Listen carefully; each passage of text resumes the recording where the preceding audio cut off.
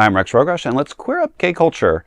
New GLAAD report says Pride 2025 among most dangerous ever. A new report from GLAAD shows Pride Month 2025 was one of the most dangerous periods for queer Americans in U.S. history. The media advocacy group documented 268 anti-LGBTQ+ incidents in June 2025 alone, a nearly 400% increase compared to recent years. Overall, GLAAD tracked more than 1,000 incidents nationwide in its annual extremism report, published Tuesday, January 27th. Through its alert desk, GLAAD recorded 128 acts of vandalism, 78 violent assaults, 22 threats of mass violence, and 15 arson attempts. More than half of all incidents targeted transgender, non-binary, and gender non-conforming people, marking a 10% rise from the previous year. States facing intense political battles over LGBTQ+ rights, including California, Texas, Ohio, New Hampshire, and Washington reported the highest numbers. California alone saw 198 incidents in 2025, the most of any state. GLAAD President and CEO Sarah Kate Ellis blamed political rhetoric and policy decisions across party lines. Ellis urged Americans to stand together, saying the public should, quote, refuse to accept a country where our neighbors fear for their safety, end quote, calling for united efforts against queer violence and harassment. GLAAD encourages anyone experiencing anti-LGBTQ+ violence or harassment to report it through its alert desk. So, I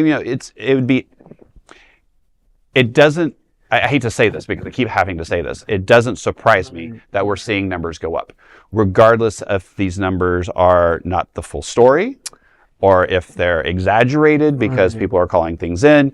The fact that the numbers are going up is alarming in general. We are already seeing prides across the nation being canceled. Right. The 2026 Pride in Arizona. Tucson just got dismantled. I mean, we're having issues with Naples Pride. Yeah. We've had issues with Fort Lauderdale Pride, over concerns and all other sorts of things. But still, this is something that is alarming in general.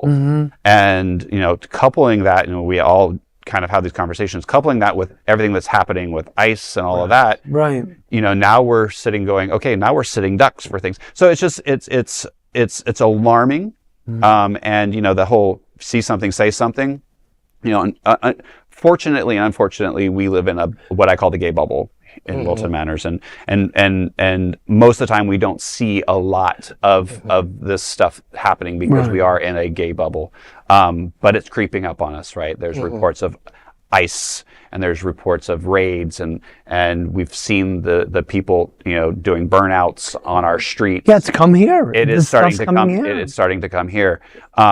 So again, I hate to say that it doesn't surprise me. Yeah. This doesn't surprise me. But what surprises me is that this is a new report. I'm surprised and a little dismayed that this is the first that we're hearing about this more than 6 months after Pride Month 2025. And we're gearing up. I mean, we just had our first Pride season. If anything, this should be a warning to us to be extra vigilant, be aware, especially because since Pride season officially started here with My Hollywood Pride just this past weekend, again, be on guard, be aware. I know this is not a good suggestion.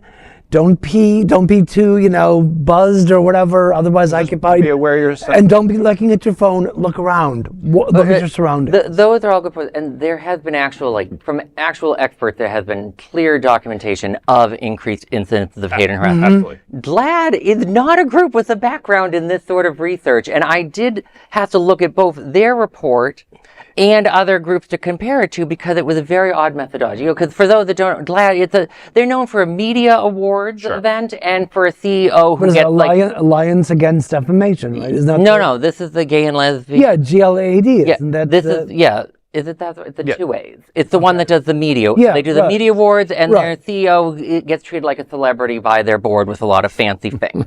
So, I didn't think, I'm used to thinking as someone who's, is a research director, and, I've done LGBT hate crime studies with Media Matters, I never think of GLAAD to do these. This is more of a task force thing. Well, not just the task force, but the Southern Poverty Law Center and the Williams Institute are much more qualified So I looked at this and I looked at their reports to figure it out. And one, their methodology was very vague, which is very unusual. I'm used to a much more put it together. But also, they're only showing 1,000 instances. It's self-reported, which is very speculative. And like the thing that they documented and they singled out the specific case of the Westboro Baptist Church, which we all would assume is like, oh, that's practice. They protested that they didn't like the governor of Colorado, so they went to the state house to protest. I'm like, I don't think that's a hate crime. But you know who does monitor hate crimes is the FBI. They found 2,000 LGBTQ hate crimes last year and 500 trans cases. The fact that they actually keep tabs on it, given the climate, they might no longer do that for trans people specifically. But like, there's also the issues.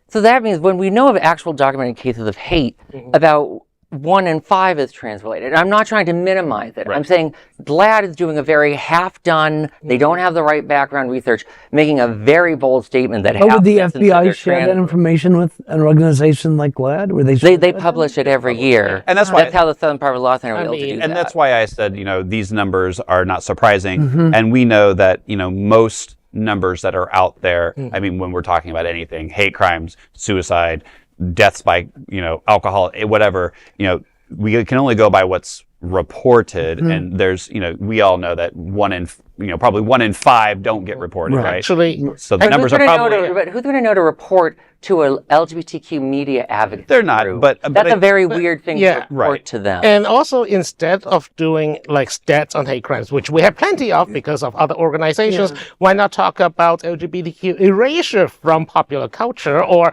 from sports, from culture, from other things that LGBT visibility matter? But now, for example, NHL several teams have pulled Pride Night, NFL, part of the NFL. And GLAAD is very good at monitoring media stuff. They have a good reputation because that's what they're known to do. And I just see this report, and it just feels like a nonprofit trying to like get some donor to donate to something. I mean, if that's the case, like I said, we don't know the full scope of it. However, it is something that needs to be talked about. So honestly, I don't care if it's McDonald's or GLAAD reporting that the numbers are up there. It at least starts the conversation. Yeah, it's being reported. But I hear you. But like, if I just taken 20 minutes this morning could start picking apart this report, what do you think a right-winger trying to make it sound like there aren't any trans attacks? Well, they're going to do that regardless. But we don't need to give them ammunition.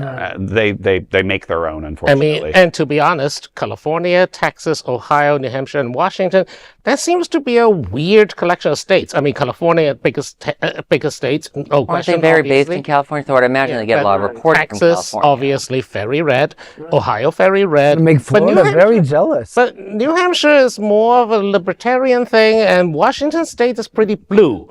Well, except Eastern Washington, which is like Nazi land over there. But Florida doesn't get... if you look at like the Southern Poverty Law Center, when they do all the different hate groups, it doesn't necessarily connect to particular policies. Like Massachusetts is known for having a very active Nazi organization, for pity's sake. I don't think of that as the birthplace of Nazism in America. No, actually, I mean, like I said, unfortunately, we have to talk about these things. And, as we said, stay vigilant. If you see something, say something, because it's the only way that, more people will be notified and aware of what's going on out in the world. So there is no other queer nonprofit media platform like this in the entire world. Support our LGBTQ stories by sharing them and subscribing to Queer News Tonight.